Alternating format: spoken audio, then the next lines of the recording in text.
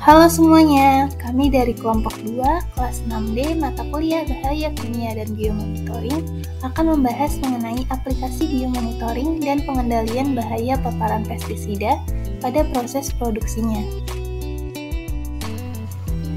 Kelompok 2 beranggotakan Riza Andini Anggraini, Veronica Kristi Gasteva, Syahrani Masdalifa, dan Maulana Hazim Al-Maghribi.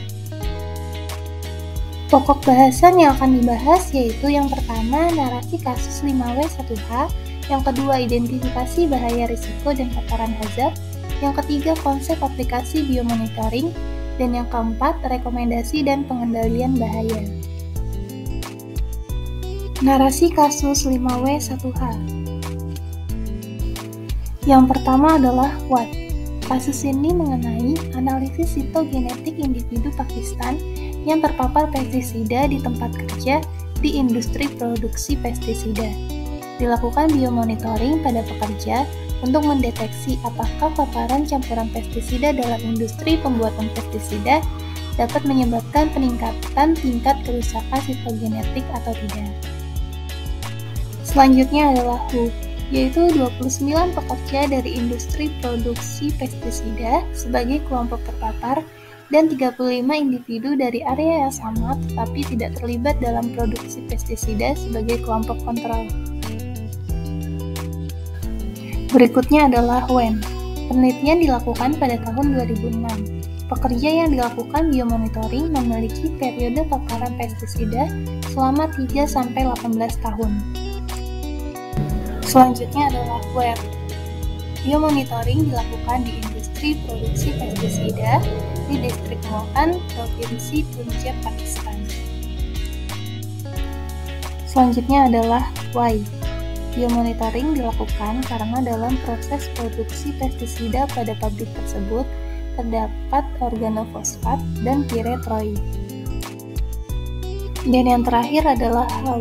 Biomonitoring dilakukan dengan uji hematologi menggunakan penganalisis otomatis Sysmex KX21 Jepang. Berdasarkan analisis kasus tersebut, maka bahaya di industri pestisida ada dua, yaitu pestisida organofosfat, yang biasa dipakai oleh petani untuk membasmi hama, namun dapat menimbulkan keracunan akut dan kronis pada manusia.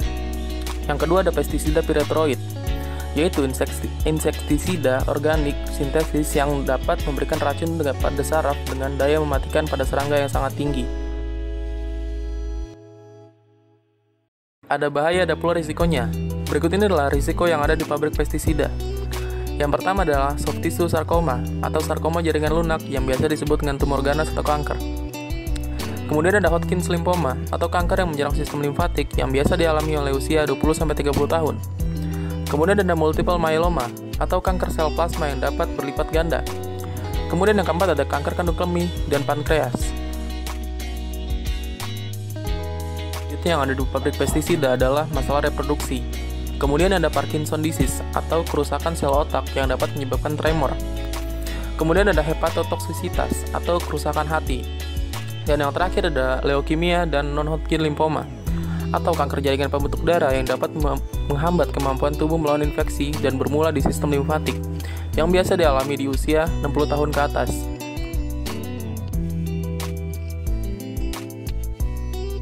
Pelaksanaan biomonitoring dilakukan dengan studi analisis enzim, studi hematologi, kultur limfosit, dan analisis mikronukleus. Biomonitoring dilakukan dengan mengambil sampel darah sebanyak 10 ml, kemudian sebanyak 5 ml darah dipisahkan untuk disimpan agar tidak mengalami pembekuan, sedangkan sisanya dibiarkan mengalami pembekuan agar diperoleh serum untuk analisis enzim. Pada analisis enzim, kadar alanin aminotransferase, aspartata aminotransferase, alkalin fosfatase, dan serum kolinesterase akan diperiksa dari sampel serum.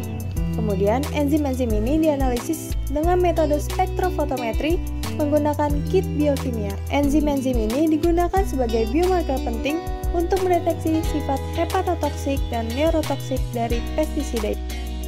Biomonitoring yang dilakukan dengan uji hematologi menggunakan penganalisis otomatis Sysmex KX21 dengan parameter hemoglobin, ukuran total hemoglobin darah, hematokrit, pengukuran persentase sel darah merah dalam darah lengkap, dan jumlah sel darah merah total, serta jumlah total sel darah merah per mililiter darah. Biomonitoring kultur limfosit dan analisis mikronukleus. Kulturisasi limfosit diperoleh melalui penambahan beberapa zat, inkubasi, menghentikan sitokinesis, panen dengan sentrifugasi, penghilangan eritrosit, fiksasi, kemudian suspensi dan pewarnaan. Untuk menentukan frekuensi sel berinti 2 dengan mikronukleus dan jumlah total mikronukleus dalam limfosit bernukleus, total 1000 sel berinti 2 dengan sitoplasma terpelihara dengan baik diberi skor per subjek pada slide berkode. Selain itu, 500 limfosit dinilai untuk menentukan persentase sel dengan 1-4 inti, dan indeks proliferasi blok sitokinesis dihitung dengan menggunakan rumus berikut. Hasil studi menunjukkan bahwa ada peningkatan enzim ALT, AST, dan ALT yang terkait dengan hati dan penurunan enzim kolinesterase pada individu yang bekerja di industri pembuatan pestisida. Peningkatan frekuensi BNMN dan MNL menunjukkan kerusakan sitogenetik pada pekerja industri. Terakhir, penurunan nilai CBPI pada pekerja yang terpapar kembali menunjukkan efek genotoksik dari paparan pestisida. Lalu, bagaimana sih rekomendasi pengendalian yang tepat menurut kelompok? 1. Eliminasi. Penggunaan pestisida dalam proses produksi di pabrik tersebut tidak mungkin dihilangkan, karena penggunaan pestisida sendiri masih menjadi cara yang paling efektif untuk melindungi tanaman dari hama. Oleh karena itu, tidak ada langkah eliminasi yang dapat dilakukan. 2. Substitusi.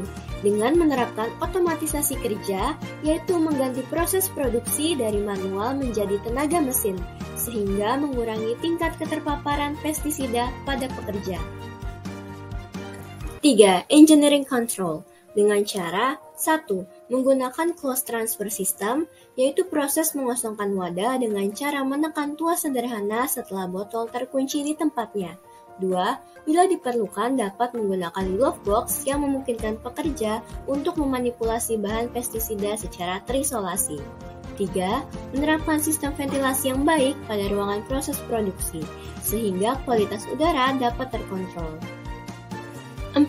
Administrative control dengan cara 1.